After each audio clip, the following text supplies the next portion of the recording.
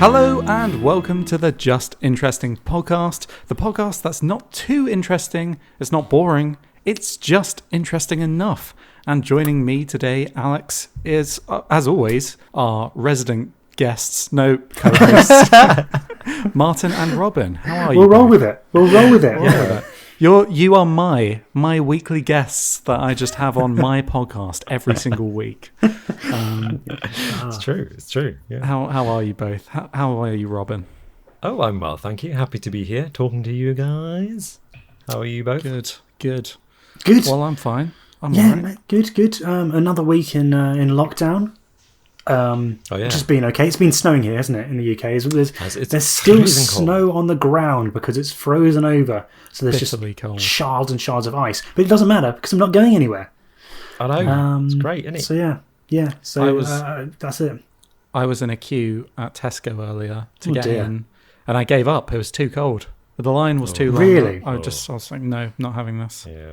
So now you're at home just cold and starving. Exactly, yeah. Had a nice dinner plan tomorrow. Not anymore. Plans have been ruined. But other than that, I'm fine. Great. So today, what are we going to be discussing? Well, I'll tell you. We're going to be talking about some of the things that we learned this week, as always. And we wanted to discuss Dyatlov Pass. Ooh. It's one of the greatest mysteries of the 20th century. So good. Favourite. Yeah, and it's one that we've discussed before. I think you discussed it, Martin, on the podcast that shall not be named. Yes, previous podcast. But since then, there's been a bit of an update. And we may have cracked it. Not us, personally, obviously. Not us personally, yeah. But We'll scientists, take credit. Thank you. more important people than us have possibly cracked the mystery. So we'll be talking about that in a little bit.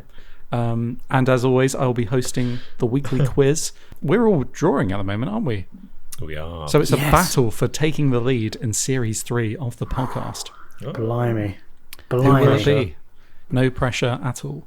But before we get into any of that, well, actually, before we start, I just wanted to say, go and check out Robin's video on the channel. Came out a couple of days ago, and it is amazing. Really well done there, Robin. Thank you. So if you haven't seen that, click away from this, then come back. Open a new tab.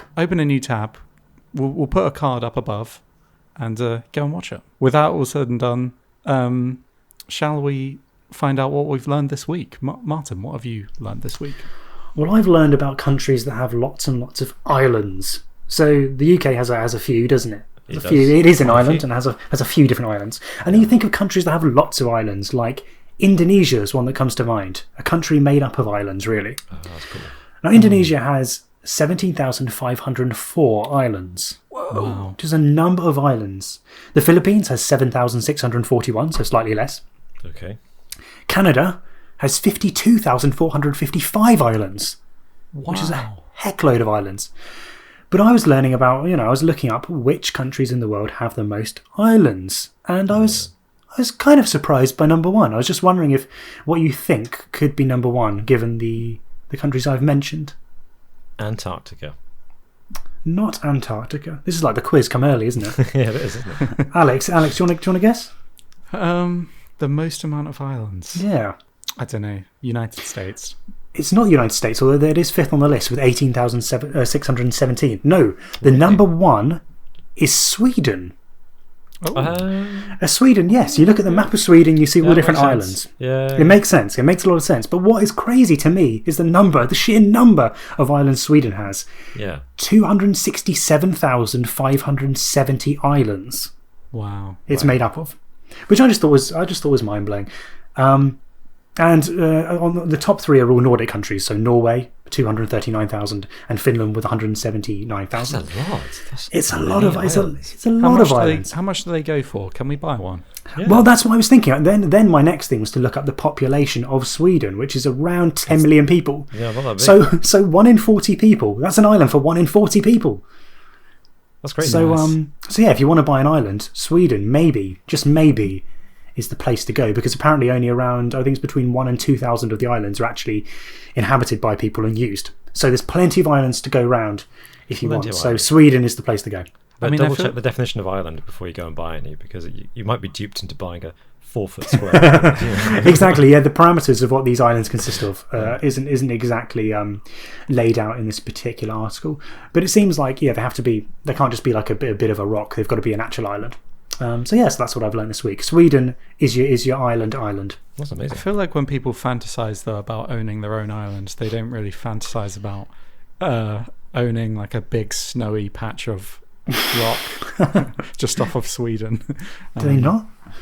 I don't know. Maybe Maybe not. I'm wrong. Maybe not. Maybe But not. They maybe think if you of want an tropical palm trees. evil base, like to make an evil layer on there, that might be a good yes. location. That's for true. you. Did you guys, on a slightly different note, did you guys see the program with Bear Grylls? And it was people, I think it might have even been called The Island, and people still surviving the island or something. People have to, I remember that being a thing. Yeah. they're dumped on an island and they have to survive. And even though often they're in these tropical places, of course, there's no infrastructure. There's no infrastructure. Of course, there's no infrastructure. There's nothing set up for them. They don't have anything Yeah. on them except for a little bit of water. So so you don't have participants dying straight away. And it's horrible. The whole process just seems horrible. So this idea of the tropical island, you don't want to just buy an island. You've got to have the infrastructure. You've got to have your mansion on there. You've got to have Thunderbird. Was it Thunderbird 1? Yeah. Tracy Island. Well, the whole fleet, yeah. You want Tracy Island. Exactly. Where are you going to get your shopping from? Doesn't work. This is Doesn't it. work. This is Yeah. it. Yeah. Exactly. No, No one thinks about that. Sweden. It's a nice idea, poorly realised. Don't do it. Don't buy your own island. It's a waste of money. Deliveroo does not come round to that island. No. Exactly. Although once they get drones, they might be more That's true. compelled to. It's true. Well, thank you, Martin. Robin, what have you brought to the table this week? I don't know if I can top Martin's fact. That was fascinating. I was just learning this week about biocodicology. What? That's my new word, which is studying manuscripts on a molecular level. Ooh, okay. Yeah, so analysing the materials of old books by looking at the molecules and the DNA and stuff like that. And this is actually more useful than you might think, because they're able to analyse the DNA, the microbes, and the proteins of old manuscripts, which, as you may know, in Europe at least, were often made of animal skin. So there's all kinds of nerdy academic things that you can learn through this process. You can establish exactly which type of animal was used to make the pages of a book. For instance, there's the Gospels of St. Luke, which is a 12th century manuscript, so from the 1100s, really well preserved, and it's held in York Minster Cathedral in Britain. And it's got a leather cover and loads of parchment pages made from animal skin, and they used to think it was just made from a calf. But they've now analysed it and found out that the pages are a mixture of sheep, calf, and goat skin. And the cover is made from a deer. Whoa. And the deer is from Northern Europe, even though the book is in the North Yeah, Britain. yeah. Interesting. But more than that, they found that 20% of all the DNA that they found in this book was human DNA. And it was especially prominent on pages which had oaths written on them. Because back in medieval times, when you made an oath, you'd probably kiss the book. I see. Or put your hand on it Yeah, while you swore it. So they think they've got DNA evidence showing how this book was used. 20%. 20% of the DNA. That seems of the book incredibly high, yeah. Yeah, very high. That seems grubby. It seems grubby, to say the least. Yeah, it's kind of grubby. nasty. Yeah. But yeah, medieval times, they're probably much hardier people, I imagine. If we were time travelled back to medieval times, we'd die within a few days from some unknown disease. What kind of DNA are we talking about? This Saliva, I think. just drooling over the books. And maybe some skin molecules. Hopefully no bodily fluids other than saliva. You'd hope not, wouldn't you? You'd hope Yeah. not. That's the funny thing. Onto your point with the that we would have died in medieval times. You get these anti-vaxxers, don't you? Who are like, we survived for thousands and thousands of years before. It's like, no, we didn't. No, we didn't. People just died. You fundamentally do not understand. People did just die before these vaccines. It's like people like, oh, when I was a kid, we just would not wear bicycle helmets and we'd be thrown all over the place, be thrown downstairs, hit on the head and stuff. And we were fine. It's like, well, many of you weren't. You were. Yeah, my parents beat me and I've turned out fine. No, you're not. You're following Britain First on Facebook. You're shouting at tea. What was that one that happened last year? Someone was having a go at PG Tips for something. Oh, I don't know. Oh, I can't remember. Was it a Mad racial world. thing? Who knows? What did you learn this week, Probably. Alex? Well, I don't think I've learned anything as interesting as either of you. But I learned something about Lily Allen this week. Oh, You know, the pop the singer singer. Lily Allen? yeah. I learned that she was, years and years ago, once offered hundreds of thousands of bitcoins to play a gig on Second Life. You know, the game Second Life. yes, yeah. I've heard And that. understandably at the time, I'm not saying like, oh, she was an idiot for turning it down or whatever. No, of course They not. were Yeah, it was worthless, but she turned it down. And if she had agreed to it and sold that Bitcoin when it reached its peak this week of $48,000, they were worth. Yeah. So she doesn't actually specify how many she was offered, but she says hundreds of thousands. So That's presumably at the minimum it's 200,000. Yeah. If she was offered 200,000 Bitcoin, Oh my at goodness. that, she would have got $9.6 billion for one concert on Second Life. Oh man. Oh, Alex, I'm not nowhere near as dramatic, but I saw a post earlier on. It was a screenshot from a tournament. I think it was a StarCraft tournament back from 2010. Yeah. And first prize was $500, second prize was $250, third was $150, fourth was $100, and then positions 5 to 8 were, I think it 100 bitcoins each. I think it was 100 Wow. bitcoins each. That's amazing. Which of course back then so would be good. worth like 50 quid total. But yeah, now. But now you're looking at millions. Yeah. Yeah, 100 Bitcoin each, so that would be 48 5 million. 5 million, just Roughly. under. Here's Yeah, what I don't wow. get though: is anybody actually buying Bitcoin right now? That's what I don't get. Because when it, Oh, Elon Musk did. Yeah. I suppose he's a billionaire, isn't he? He's got Yeah. cash to burn. Okay, well that answers my question. I think some people will. Some people obviously are. Otherwise, the price would be Yeah. dropping, wouldn't it? Yes, but that's what I don't get. Like when you've got something that has peaked and crashed so many times in the past decade, and it's peaking at its highest peak yet, why would you buy now? It just Well, doesn't make that's the sense. thing, don't you? You have people Yeah. following the trend, don't you? Following the herd, seeing in the news that it's rising, and just thinking that will continue. It Which I seems- guess it has done, hasn't it, in a way? But it even though seems it like drops. the idea is it's like supposed to be a digital currency, and currencies are supposed to be like relatively stable. Yes, But it seems like people are just using it because they might make some money if they invest now and sell it later. yeah. It It's doesn't a commodity, really not seem a like currency anymore. yeah, exactly. But anyway, I mean, I just thought I'd point that out. But also, what I found interesting about this is not like, oh, what? I bet she's kicking herself for that. But if she had said yes, has anyone been paid more per hour in history than if she had accepted that? No, for what? Like 3 hours work, 3 or 4 hours work. yeah. She could have got $9.6 billion at the minimum. It does. It makes you wonder, doesn't it? If those, I mean, in relation to a question, no, I imagine that wouldn't be the case unless someone else had been paid in Bitcoin. But that company that paid her or was offering to pay her on Second Life, I wonder if they kept any Bitcoin. Surely they did. I hope they did. If they didn't pay her, that's how I mean, they kept imagine onto that, it. yeah. If they actually had that amount of Bitcoin to burn, I wonder where they are now. It's a good question. You gave 200,000 Bitcoin to Danny Dyer when Lily Allen turned us down. You madman. Yeah, but that's what I learned this week. Shall we move on to some of our favourite comments of the last week? So I've got a comment this week that I want to bring up. This was on our last podcast, commented by Beth Shep 1998, who says, I can't believe the Handforth Parish Council meeting didn't come up. Now, I know that this is something that we've all seen because just before the podcast started, we've been quoting it non-stop. What an amazing video. Where did this come from? This is exactly what I needed in 2021. Yeah, I think a mixture of the Handforth Parish Council, for those who don't know, is a local parish council meeting on via Zoom or Skype or whatever that turns into an absolute shit show and everyone's shouting at each other and people getting kicked off the calls and people screaming, and it's fantastic. Absolutely. That and the lawyer who turned into a cat. You can get the filter off. Between those two, this week's been okay for videos. For Zoom videos, yeah. It's been a while since we had a viral video that was that enlightening. Yeah. If you haven't seen the Handforth Parish Council one, it's just the most English like older generations using technology kind of video imaginable. It's great. Who's your favourite character in there?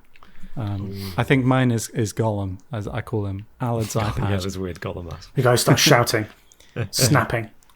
Yeah, the really aggressive guy. I like John Smith in that video. Who just laughs a lot. He just cuts back to him. He's always laughing about something. He's good. John Smith's good. Yeah. I reckon Alad's iPad, but the other man sitting next to him who keeps on telling him to not kick off. Don't. Yeah, I like him. That's good. Yeah. Here comes a subpoena. Subpoena. Subpoena. I'm just in a meeting at the moment. All right, Julie. Anyway, this is as much as it's wonderful for us to talk about. Yeah, I think we can talk about this. But yeah. This is a most of preview our of listeners what- probably haven't seen this thing, but we encourage you to look it up. But just before the podcast started, this is all we were doing. Yeah. Oh, okay. Yeah, I just wanted to raise that because you said Beth Shep. I can't believe it didn't come up. We didn't have time to mention it then, but yeah, I wanted to raise it this time just to make people aware of it. And I feel like it could be a buzzer at some point down the line. We could have talked about the Trump impeachment, but we'll talk about this instead. This is way more important. Way more interesting. Very true. Well, I've got a comment from The Moth. Great name. And The Moth says, this is in relation to our AI video, so last week's. And The Moth says, people are just scared AI might realise how destructive humans are and may calculate pro and cons of having people around, kind of like mountain climbers who need to decide whether to cut the rope with their partner.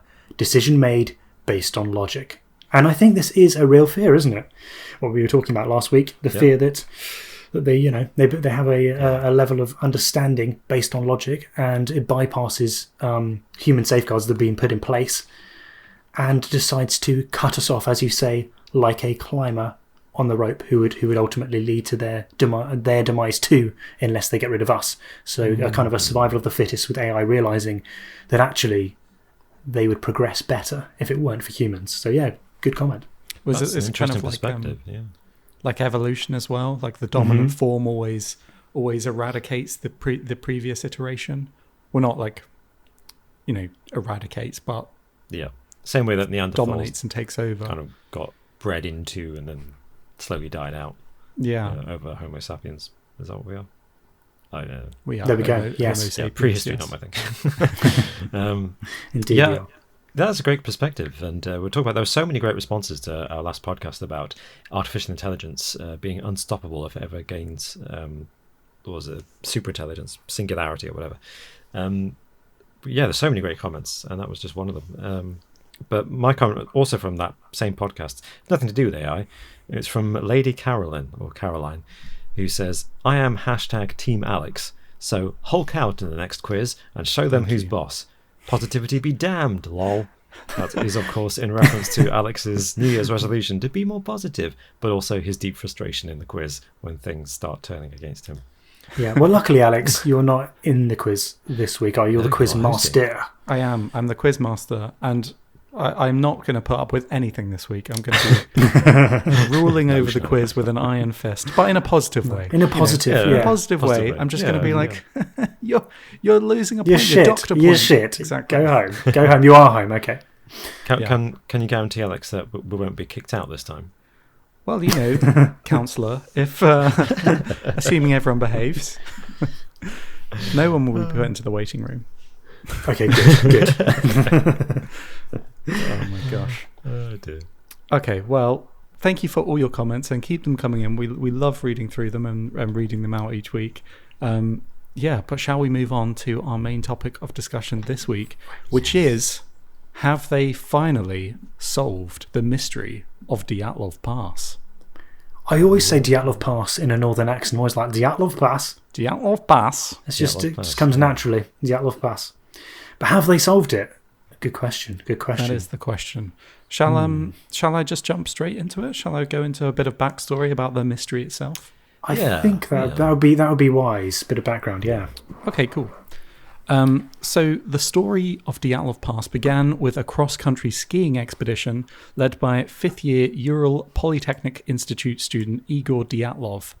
And he was accompanied by 6 men and 2 women, and they set off on a 300-kilometer trek across the Ural Mountains in late January 1959. And they'd hoped to complete this journey in 16 days.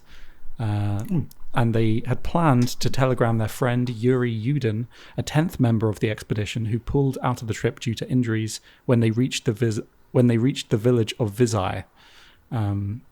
However, after days passed, this telegram never came, and a search party was launched to look for these 9 cross-country expeditioners. Expeditioners, is that a word? That doesn't feel like a word, does it? I like it, but yes, I've never used that word before. So. Explorers. What's the word? Expeditioners. Expeditionists. I don't know. I've said this before. There you go. There's a new one for you. A search party was launched on the 20th of February 1959, and eventually investigators discovered the group's tent, which appeared to have been sliced open from the inside. And again, I think we had this point of discussion when we last discussed this. How did they tell that it was cut open from the inside? I'm always a bit confused at that. Yeah, it must be the direction of the tears on the fabric, right? Oh, yeah, that would make sense. Would you also be able to have I guess maybe a little bit like a bullet wound of the insertion, and then the... Yeah. That's a good point. How it looks when it's inserted. I don't know if that works with tents. Maybe Maybe someone in forensics will be able to say. But either way, investigators were pretty sure it was cut open from the inside, meaning that for whatever reason they needed to get out in a hurry. They couldn't, for whatever reason, get out the regular exit of the tent. There were footprints leading away from the tent, suggesting the group were either barefoot or wearing socks. These were footprints, like not just boot prints or anything. They were actually footprints. And then nearby, the bodies of 2 men were found at the base of a pine tree about 1.5 kilometers away. And weirdly enough, they were stripped down to their underwear and lying beside the remains of a small campfire. So, yeah, I mean, that was interesting. It seemed like they had stripped off and tried to make a campfire, by the sounds of things. Yeah, and odd thing to do outside in the snow. Yeah. In a freezing night as well, wasn't it? And also damage to the branches of a pine about 5 meters high suggested one of them had tried to climb the tree. Also kind of odd behavior at this point. I don't know if they were trying to... Yeah. I don't know what they were trying to do exactly. This is part of what makes this case so mysterious. And then later on, 3 more bodies were found between the tree and the tent, reportedly positioned in a way that suggested they were attempting to return to the campsite. Again, I'm not sure how they would know that, what that position would be. I guess the direction they were facing. You know, if they fall, if they've landed, if they're face down, then they will have fallen forward. So if they're all facing the way of the camp, that would, that makes sense. After those 3 bodies were found, it took investigators 2 months to find the remaining 4 bodies. And these bodies, when they found them, were partially dressed. They were found in a ravine 75 meters away from this pine tree. And of these 4, a 20-year-old woman was missing her tongue, and a couple of them were missing their eyes. She and another victim had fractured ribs. 2 had fractured skulls. Yeah. However, apparently foul play wasn't part of what these investigators concluded. They didn't suspect that the group tried to kill each other or anything like that. Didn't most of them also have weird skin, like burns on their skin? Yeah, weird things about the bodies. There were also detected small quantities of radiation on some of the bodies as well. Right. Yeah. And they put that down to perhaps the lanterns that they had with them, right? Lanterns that they had with them. Yeah. But I mean, all of these kind of things might have simple explanations, but they've prompted numerous kind of conspiracy theories surrounding them. So the radiation was was this part of a nuclear testing facility that they'd stumbled onto, and it was part of a Soviet cover-up that they never revealed what had happened to these people, or was the missing tongue and the missing eyes because they were part of an alien abduction, or perhaps even a Yeti. Or a Yeti. Yeah, that was all of these have been theorized over the years, among like many other theories as well. So we could go through some of the theories that have been discussed. Yeah, please do. Yeah. Yeah, aside from those extraordinary theories, there was katabatic winds, which is a type of wind that has been theorized. In 2019, a Swedish-Russian expedition was made to the site to investigate whether this could have been a plausible explanation for the incident.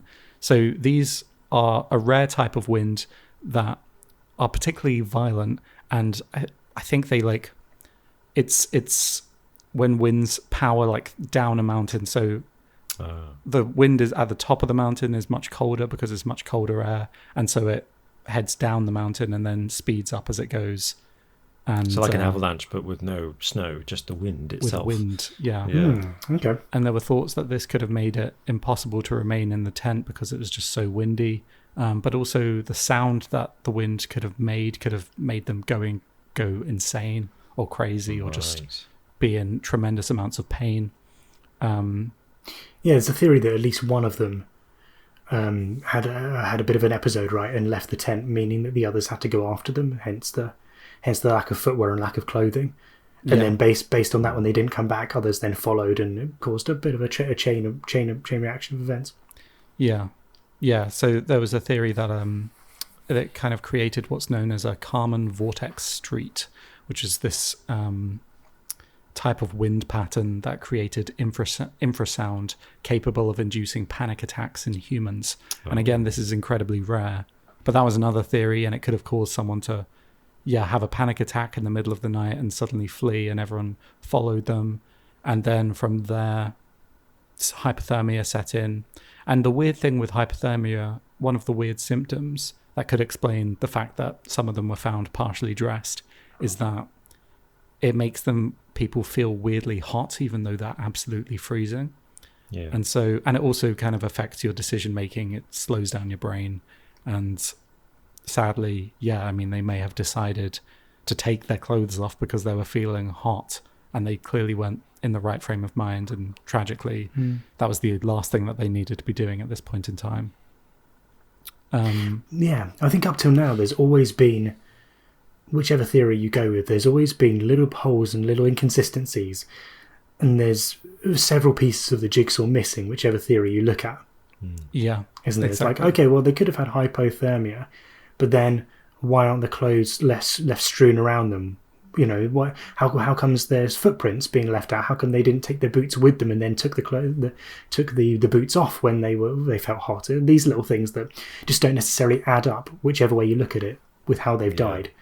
You know, up until potentially now. Yeah, exactly. We'll come on to the new explanation, but it's actually one of the explanations they'd already had. And like you say, it was fraught with so many kind of unanswered questions that it was kind of one of the less believable ones, I would say, the new theory. Yeah, I was wondering, in fact, what your two favourite theories are. I mean, I'm always a fan of the extraordinary ones. Yeah. But one of the ones I do like is that this was a military testing facility. Yeah. Because I think there were other people that had reported seeing flashing lights in the sky in this orbs, area. Wasn't it? Orbs around the area. Yeah. Flashing orbs in the sky, which could be something, extraterrestrial based, or more likely could have been a military testing facility, and they were testing flares, or bombarding the area with sonic blasts or other kind of testing weapons. Yeah, that was my favourite theory as well. It was a Soviet parachute mine exercise was the theory. So they were parachuting these mines into the area, and that kind of the explorers were woken by loud explosions, and in a panic they fled the tent shoeless, and subsequently... I mean, you would, wouldn't you? Yeah. You'd be getting out of there. It would explain some of the physical injuries that some of them sustained as well, I guess. The burns. The burns that they had. Yeah. Um, I mean, I guess a lot of the injuries they had were consistent with blunt force trauma, weren't they? Especially those who died Yes. around those the ones who fell, of course, fell down the ravine are likely to have traumatic injuries. But some of the others who were found to have hypothermia also had quite traumatic injuries that wouldn't necessarily fit with either, say, an animal attacking them, because without their eyes and with missing tongues, an animal attack, but it wouldn't cause that kind of trauma. So again, it was like these inconsistencies that even if, say, the mine one was real and they had these burns, if mines were dropping on you, it would cause, explosive injuries, wouldn't it? You'd have your body parts all strewn all over the place. Yeah. It wouldn't be blunt force trauma. And so so whichever way you look at it, there's always these bits and pieces that just don't quite add up. It's because most of the trauma, let's say the physical damage, was internal as well. Apart from the eyes and the tongue, it's all bruises and bones and muscle tearing inside the body. And the skin, if I remember correctly, was mostly unbroken except for these mysterious burns. And so you need to have some kind of violent force taking effect, but that isn't, as you say, an animal attack or a weapon detonation or anything like that, which obviously led some people to think of a non-terrestrial source for the disturbance, particularly in combination with these witnesses who purportedly saw bright lights in the area that they were camped on the night that they were known to be camped there, because they kept a diary, didn't they, where they said on, was it January the 23rd or January 26th, 1959, that they was the last diary entry, so we know that they were there, and witnesses further up the valley that sounds about right, yeah. Said they saw bright lights in that moment. And of course, that kind of, I always like that theory because it fulfills the classic kind of conspiracy theory thinking of, according to the government, there are no records of any military testing in the area at that time. But hey, this is the Soviet Union in 1959, in the Cold War, the height of the Cold War, perhaps. You could argue that 1957 to 1963 period. So, of course, whatever you ask them, they're going to deny. So I always like that because it's the most kind of intriguing. And there's the weapons that you suggested, like you say, Alex, like sonic weapons, parachuting mines that detonate in the air, or whatever the other one was. They're all plausible weapons, and they're all things that we know, America was investigating and is still investigating in some cases around the time. So it's not implausible that technology could be the cause of what happened to them. But now, this new theory suggests otherwise. Yes. Well, this new theory is actually one of the older theories, and sadly, it's one of the least exciting theories. But it's often the way. An avalanche caused this, basically.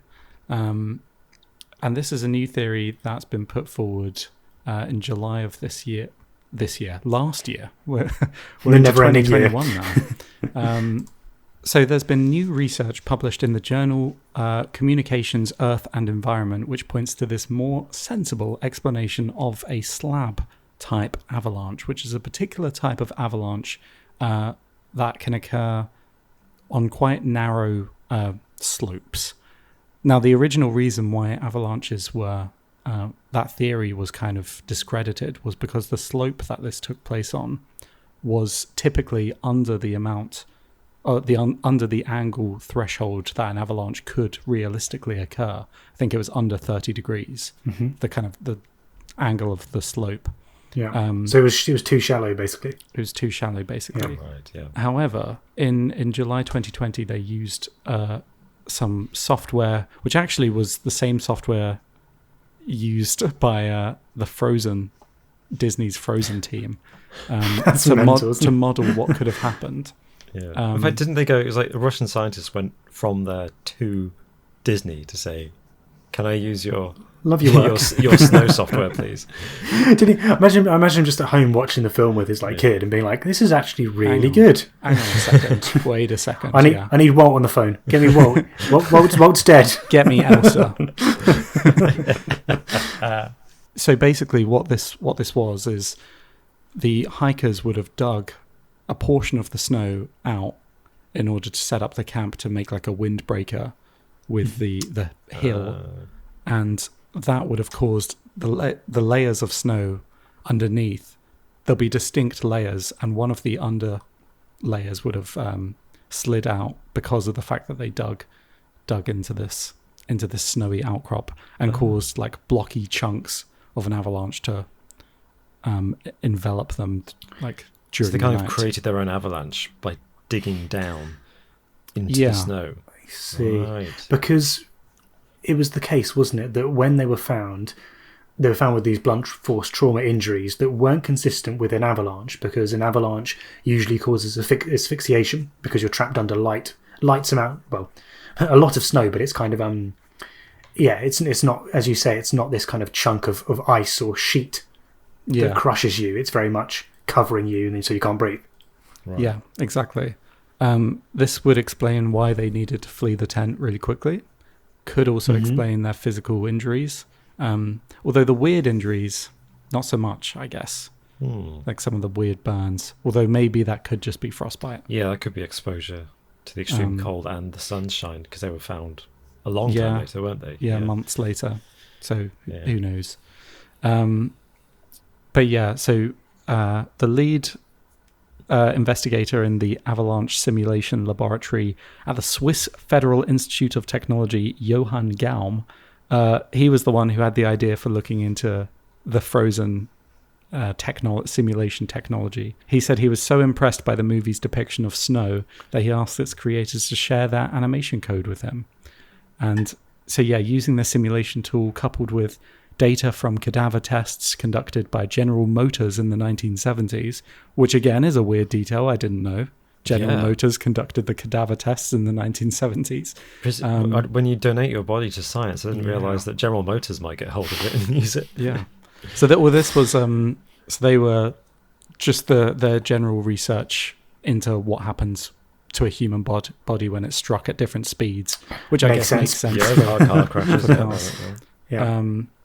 So, well, I mean, it's good to know that they've done that research. Wait, so they were using cadaver. So they were using corpses, Yeah. It seems like it, yeah. strapping them up Into in a tunnel. your Mondeo, and smashing them into walls. I mean, I wonder what kind of test they're actually doing. It just puts a strange image in your head, doesn't it?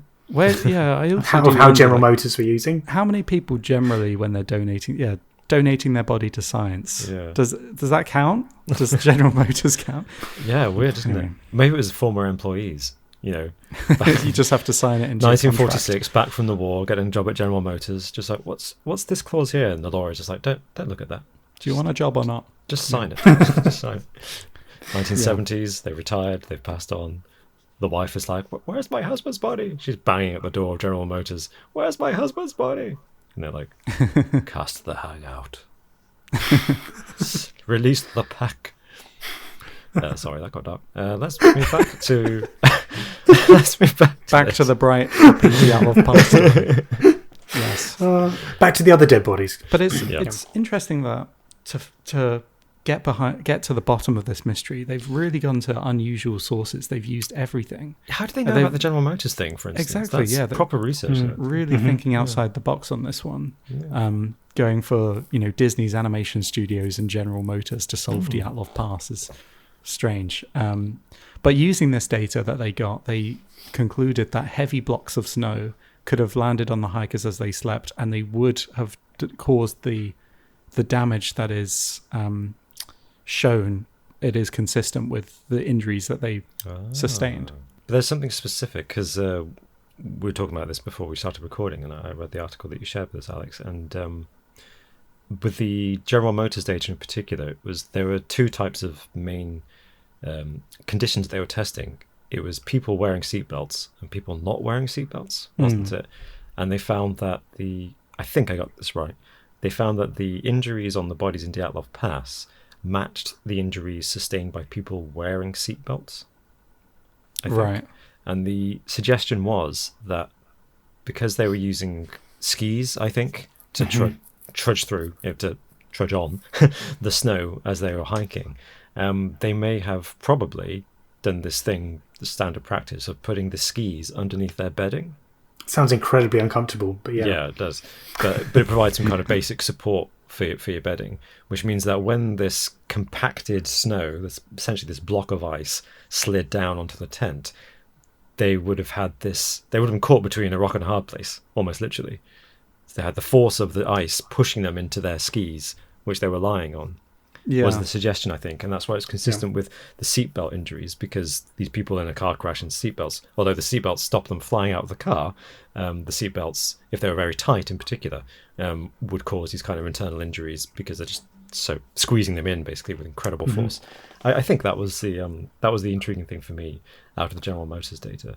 Yeah. But again, I don't know if they know that for sure. I mean, they found the tent and there are photographs, but there's nothing from the photographs that are available to us, at least, about the conditions of the gear inside the tents. So I don't know how accurate that speculation is about the skis. You'd also think that, like, if an avalanche fell, I think one of the reasons this was discredited initially is because there was no real evidence that an avalanche had fallen. Like, the tents were still kind of visible. They weren't buried under all this snow. But I think the suggestion of this type of avalanche is that it would have been weighty blocks of snow. It wouldn't have been like lots and lots of powdery snow that would have buried them under meters of the stuff. It would be very compacted blocks. And so maybe that was the explanation. That kind of explains how things were still left unburied when investigators found it. I mean, does this really explain why they ran off barefoot? I guess they would have to have left in a hurry. And if people were injured as well, had head wounds, they would want to look after their friends. This is what the investigator Gaum said. Yeah. He said, when they decided to go into the forest, they took care of their injured friends. No one was left behind. I think it's a great story of courage and friendship in the face of a brutal force of nature. Yeah. But do you think that this answers all of the questions? So you're there inside your tent. The ice has fallen down. You hear screaming. Yep. You jump out your tent. Don't have much clothes on. You go over there. You go, I can't get you out. There's snow on top of your tent. Grab your knife. Person inside cuts open the tent. You drag them out. You go and try and tend to them outside of the tent, away from the avalanche in the woods. Yep. Maybe there's a bit of a blizzard or whatever. You can't. Your tent's ruined. Everything's buried, so you don't have your clothes. And then hypothermia sets in. Some people maybe try and go off to try and find help, or at least find, I don't know, some supplies and fall down the ravine. Yeah, I mean, I think quite a few bases are covered by this, aren't they? Yeah. Yeah. The weird way in which the people scattered around is still puzzling to me, and I still can't get my head around the time frame they think all of this happened. The time frame is an issue. Yeah. Although it could explain climbing the tree as well, to try and get an vantage point of where the avalanche has come from, and the kind of are everyone's tents buried? Who's still out there? If people are missing, they could be trying to look for people. Maybe he was after some like branches to use as kindling for the campfire that they were making as well. That's true. It was only the higher up bits. I mean, it does definitely explain them wanting to get away. Just imagine the scene. It's pitch black. You've just woken up. You've been rudely woken up by an avalanche hitting you. You are physically injured by this, and you don't know the situation. If you think it is an avalanche, you don't know that it's this particular type of avalanche. You're going to want to try and get away as quick as you can. Yeah. In case this happened again. Mm-hmm. So you're not thinking rationally. I mean, I could see this happening, to be honest. Yeah, but I would still think, even if you're not fully dressed because you're sleeping, although I'm surprised they weren't sleeping in their clothes anyway, because it must have been freezing. You'd think they would grab enough gear before they rush out of the tent to then not be naked, essentially, when we find their bodies later. Because it wasn't even that they were partially dressed. It's not none of them had a complete outfit of clothes, did they? Which is what intrigues me. So I think it's very plausible, and your summary is very accurate. But I think Martin might be right in that one of them might have panicked and cut their way out of the tent, and the others rush out after them, which is why none of them have the time to grab enough clothing.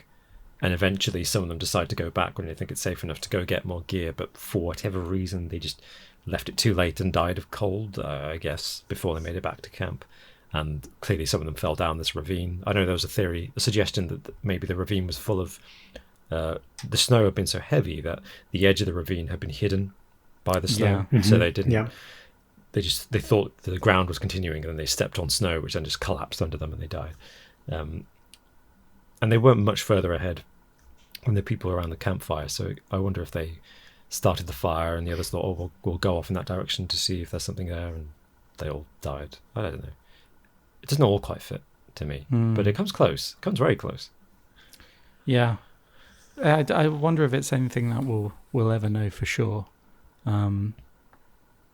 Yeah. I think this gets us a lot closer. Unfortunately, I think it does dispel some of the more outlandish theories a little bit, or at least gives a much more precedence to this one theory.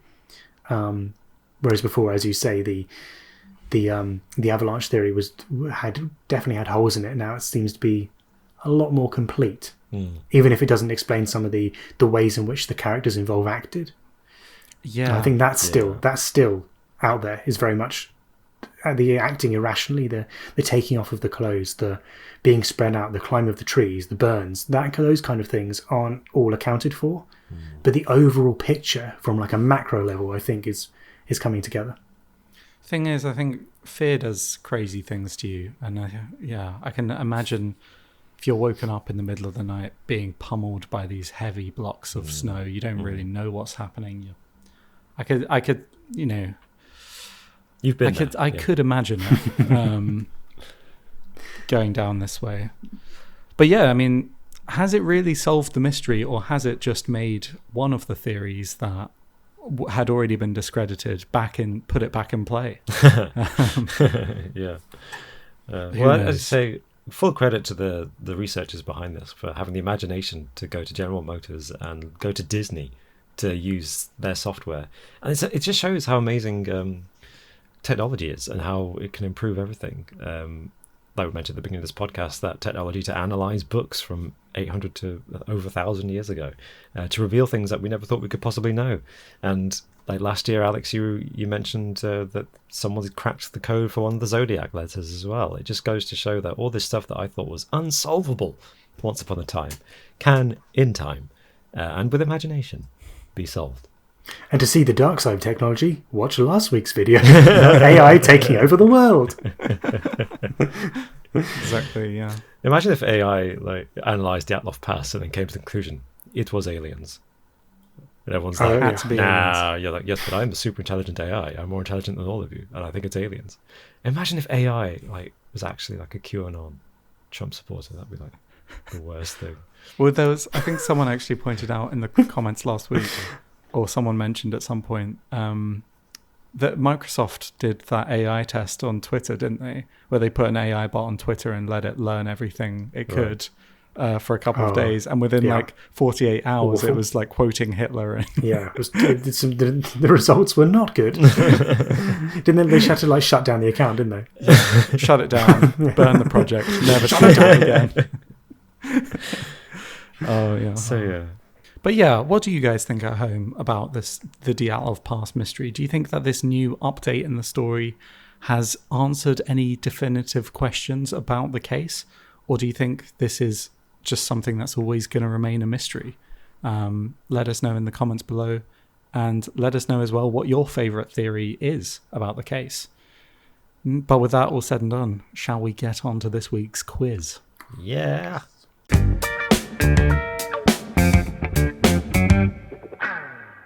Welcome, gentlemen, to this week's quiz, where the pressure is on. You are battling for first place for this week. It's a privilege. It's a privilege. Until I get back in the game next week. Yeah.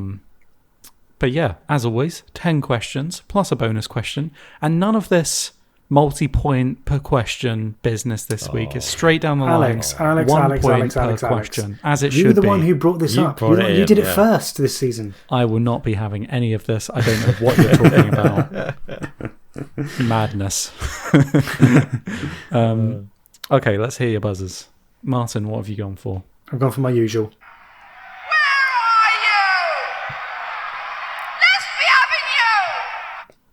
Classic Delia Lamb. That's a good one. Yeah. I've only just watched the whole video of it, and it's really awkward. It is. Oh, that's the thing. Oh, she's in front of a football crowd and she's just smashed. It's the like great. everyone's initially like, "Hey," but then she says, "Let's be having you," and there's just dead silence. It's incredibly awkward. Well worth a watch. And Robin, what have you got? Well, speaking of awkward things that are well worth watching. Have no authority here, Jackie Weaver. No authority at all. Very good. I think it's Amazing. amazing. Hanford Parish Parish Council. You have meeting. no authority here, Jackie That was Weaver. the video we were referencing earlier. Yeah, Ah, it's a beautiful thing. so good. Jackie Weaver. I get the feeling that people are split on whether Jackie Weaver's in the right or wrong in that video. I think she's in I the think right, she's definitely in the right. Yeah, Yeah. for sure. Yeah. Because she's clearly been called in, like parachuted in, Yeah. because of trouble at the council before. Yeah, Yeah. it's not the first time, is it? Clearly. No. No. If they've gone mad with power, the tiniest amount of power they could possibly go mad with. But that's what it seems like to me. Anyway, question number 1. Fingers Okay. on buzzers. Or don't. I mean, it's your choice. The first successful vaccine was introduced by Edward Jenner in 1796. Would you believe it? Wow. Which disease did it guard against? Ooh. Have no authority here, Jackie Weaver. No authority at all. Yes, Robin. Was it smallpox? It was smallpox. Well done. Oh, well done. Phew. Ooh. Do you know what? This has been suggested before in comments, but I'm actually going to keep a tally this time, so I don't have to be Oh. like, how many points is that? So Be able to say with some That's- authority. But how can we that's trust the Robin tally? 1. Have to make tallies of our own. Yeah. That's all right. I Let's trust all Alex. keep a tally. Okay, question number 2. That's 1-0 to Robin. In tennis, what piece of fruit is found at the top of the men's Wimbledon trophy? That's Martin. It's I believe it's a pineapple. It is a pineapple, yeah. Do you know why it's a pineapple? Pineapples used to be exotic yeah, imports. royal, didn't aren't they? they? Yeah. They showed wealth and royalty. Yeah. Now they just look silly. So Yeah. a trophy, insane. But there's loads of stately homes and palaces and things around Europe with pineapples on the top because it was considered a fancy thing to have. Fair enough. Fair enough. Okay, question number 3. What did the Romans call Scotland? Have no authority here, Jackie Weaver. No authority at all. I think Robin just got there. I'm going to go with Caledonia. It is Caledonia, yeah. Did you just knew that? Yes. knowledge? Well, there was the name of the tribe in central Scotland, the Caledonii, or the Caledonii. There are 2 I's at the end, so that's why I Very wasn't sure good. about the Very pronunciation. good. Yeah, but there are many tribes in Scotland. I think they're just the most prominent ones that the Romans interacted with. Fair enough. Cool. Well, that's 2-1 to Robin, according to my tally. So let's go on to question number 4. In bowling, what is the term given for 3 consecutive strikes? I think that's Martin. Oh, yep. Martin. I used to be in the bowling club at university. Did you? Oh. Yeah, yeah. I never It's knew called that. it's called a turkey. It is a turkey, yes. Oh, cool. Why? What, I wasn't what's your, particularly good. what's your record, Martin? What's your record? for a Record game? not great, not great. I think it's 206. That's pretty good. That's pretty good. 206. It's okay. It's okay. How many But strikes I is that in a I game? can't remember how many it was. It was quite a while ago now. It's good, but then there are people who are actually bowlers, in a bowling club, like actually bowled properly. Wow, okay. Had their own gloves and ball stuff, and they'd be getting closer to a perfect game. They'd be 270, 280 regularly. Was it like? Did you guys take it seriously, or was it like a uni club where you just go there for drinks? So I was the social secretary, so I sorted out like the social socials, side of things. So I was very much on that side of things as opposed to going and taking it seriously. I think there was a mix. But it was nice just to chill out and hang out with people and just go bowling. It was That good. sounds cool. Yeah. I want to go bowling. I want to Let's do go bowling. anything I miss outside that, of yeah. being home. It's up north, so everything's bowling's well cheap up north compared to Yeah, here. I can imagine. Yeah. Many times I've thought I'd like to go bowling and not bothered in a couple of years before the pandemic, and now I'm thinking, I wasted all those moments of motivation to go bowling. Yeah, All those times Now- I could have been bowling. yeah. Yeah, but I now you wasn't. don't want to share a ball and put your hands in the Nah, never. Yeah, never nah. again. Nah. You spraying Dettol in there. Wear every someone time. else's shoes. Oh. Yeah. Yeah. Okay, well, question number 5, that is 2-all. Which country is the origin of the cocktail mojito? Ooh. Which country? Where does the mojito come from? I worded that in the weirdest way possible. Mojitos. Mojito. It sounds exotic, but it probably isn't. Go on the mutton. Mojito. Oh, but then. Oh, okay. Let's go for Brazil. It is not Brazil. Okay. Dang. No authority here, Jackie Weaver. No. I mean, that's Mojito. a good shout because it's Spanish. It sounds Spanish. So some does, Spanish-speaking doesn't it? country, Mexico. It is not Mexico. No. Okay. Should we have one more guess each and then a clue Yeah. if we don't get it? Sure. Okay.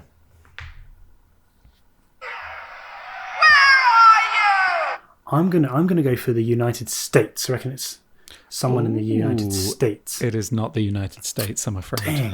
Yeah, because it sounds exotic, so they pick the name even if it's Yeah. No authority here, Jackie Weaver. No. Go on then, Robin. Mojito. I don't actually know what it means, but I assumed it meant mosquito. So could it be somewhere that has mosquitoes? There are mosquitoes in Africa. Dun, dun, dun, dun, dun, dun. That's- they- I mean, Among that's a other continent. places, That's a yeah. continent. That's a continent. Yeah, okay. I'm thinking, what Spanish-speaking countries? Is Ecuador? I actually don't know what Spanish. mojito I'm not is. sure. Ecuador's in South America, so sod it, Spain. It is not Spain, I'm afraid. Do you want a clue? Yeah, Yeah, I think we better have one. absolutely. Oh, The place where this comes from is known for their very fancy cars. This is a meeting called by two councillors. Ooh.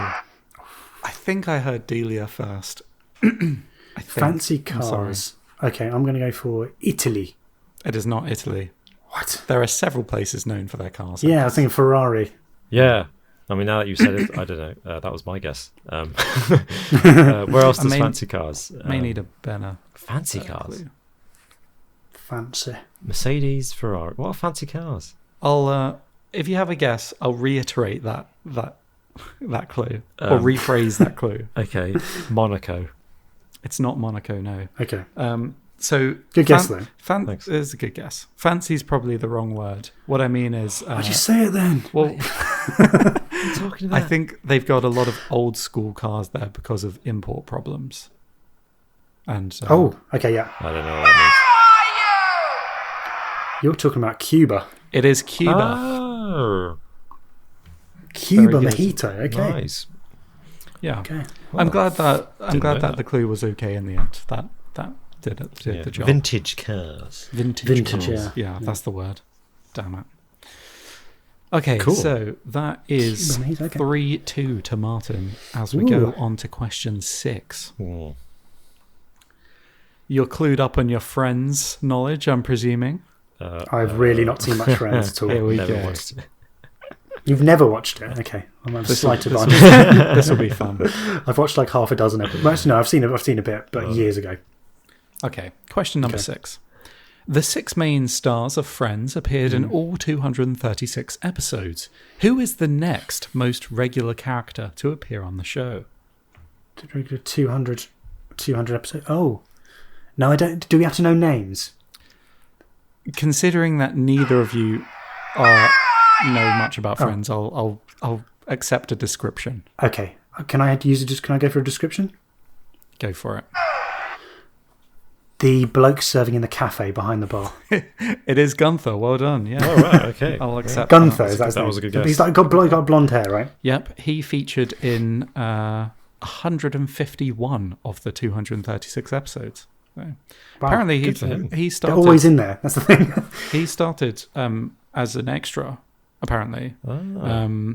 and he just an extra in the background, and the reason why he got the job as the coffee shop manager was Central because perk. because he actually just knew how to run use a coffee machine. all And, those years 100 working minimum wage paid off. 151 episodes later, and I think he still gets syndication rights from. And the he must show have been as well. paid pretty well as well. Wow. For Yeah, so- a couple of lines an episode. That's pretty great. Yeah. As time went on as well. Yeah. Yeah. So there you go. It pays. It pays to be an extra sometimes. Okay, Oh, no. question number 7. Well, what's that score then? Is it 4-2 to Martin? It is 4-2 to Martin. Oh no, I think he's got it. I don't know. Yeah. There's plenty of questions left. Plenty of Catching questions up come on back this, from. not catching up. Oh. Question number 7. Which singer has the most UK number 1 singles of all time?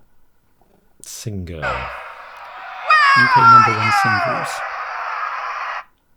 UK number 1 singles. Singer. That would have to be Elton John. It is not Elton John. That was going to be my guess. So it's not Elton John. Illegally?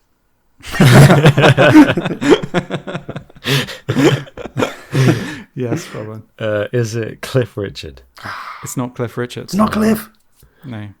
Not Cliff. And is it a No, singer it's who like singer. it's not someone who was in a band and then not in a band? Is it? Is that a thing? He's a singer. That doesn't Or help. her is a singer. Okay. Okay. Yes, Martin. Michael Jackson. It's not Michael Jackson. Good one. Now elect a chairman. No, they can't because the vice chair's here. I take charge.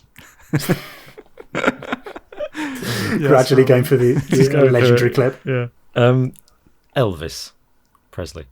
It is Good Elvis guess. Presley. Well done. Well done. Yeah, great guess. Yeah. The Nice. king of rock and roll with 21, I believe, UK mad. number 1 King of the singles. UK That's charts. mad. Yeah, Including I was some surprised by that posthumous one. ones, right? Yeah. It's not who yes. you.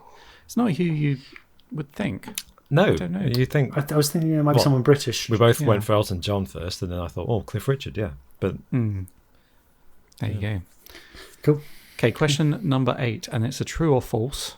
So, depending on how you want to play it, you might want to be quick on the buzzer. True or false? The Channel Tunnel is the longest rail tunnel in the world. oh no, Oh, I've no Longest authority here, way- Jackie Weaver. No authority at all. Yes, Robin. take a punt and say false. do I answer now too? This was I was going to say that's how we normally do these, so I'll accept. Yeah, go on. If Channel you have a Tunnel guess. is the longest in the world rail underwater rail tunnel. I think it's just longest rail tunnel in the world. Surely not. So tunnel. So it has to be tunnel, whether it's underwater or Rail tunnel. I can't think of any. Is there one going under the Alps? You cannot ask me questions. No. I think I'm asking questions to myself. Longest rail tunnel. I'm going false as well. I don't think that's true. Wait a minute, what?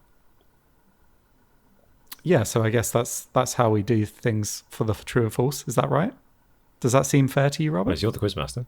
I can go true if you want. No, go for it. We've never had this scenario before, I don't think. So I'm curious Where to see you've how both Alex... gone for the same answer. Yeah. Oh yeah. It doesn't feel right to me, but we've set a precedent that I can't go back from. So I'm going to accept that answer. And yes, it is false. Oh, wow. So you both get a point in this crazy, crazy world we're Crazy living in. quiz. Oh, still a point ahead, Martin. Damn you. So it is 5-4. Stop. But yeah, so the longest tunnel is the Gotthard Base Tunnel in Switzerland, which is 4 miles longer at 35.5 miles. Does it go under the Alps? I would assume so. All right, there we go. Yeah.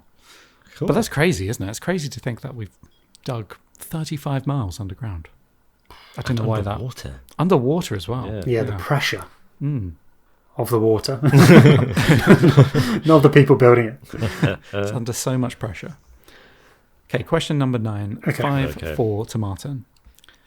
If something is squamous or squamous, what is it covered in? Oh, That's what? SQUAMOUS. What is it covered in? Okay, Yes, it's Martin. covered in like a mucus. It is not covered in mucus. No. It's worth a guess. That boy was very squamous after everyone Absolutely spat on him. slathered him. I've never come across squamous. Squamous. Squaw. What's a squaw? Ooh. Or a squam? Or a Squibbity squame? squam. What could this be? Famous. Ooh. Squamous. Something. Covered in squares. Is that your guess? Covered my in squares. That is my guess. It is not squares. Oh. Should we go for another one? What do you reckon? Squamous.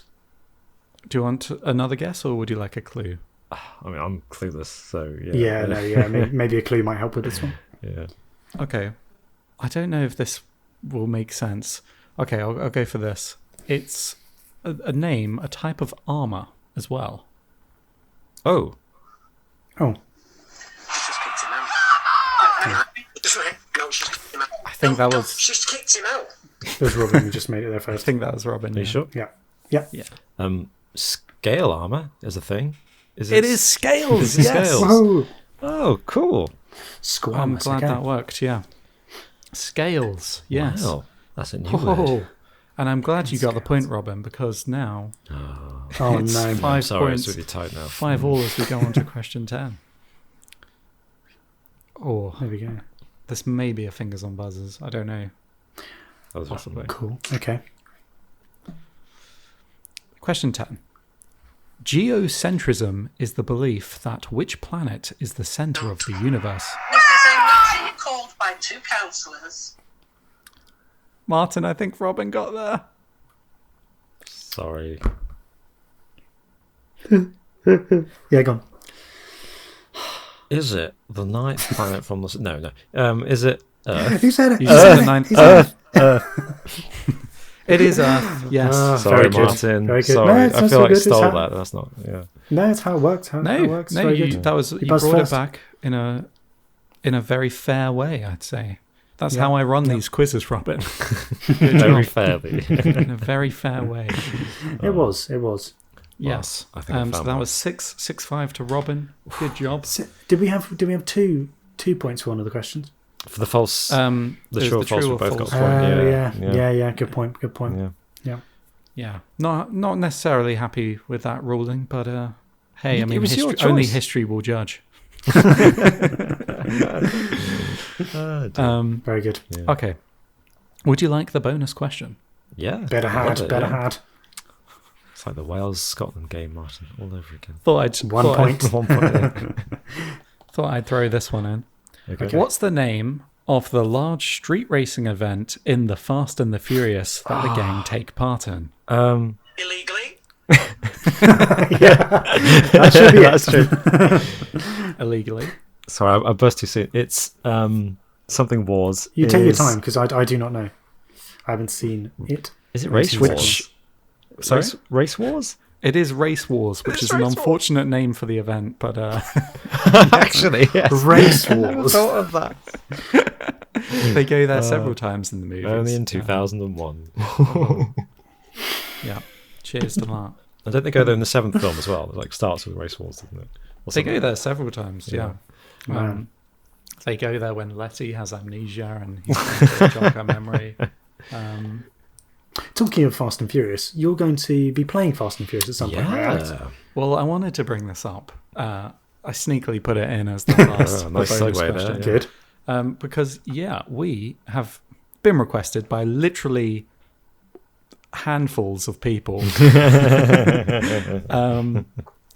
to Literally handful of people. one handful of people to stream some Fast and Furious content. So we have a Twitch page set up, and we're going to try to attempt it on Thursday the what's the date? Thursday the 18th of February. Yeah.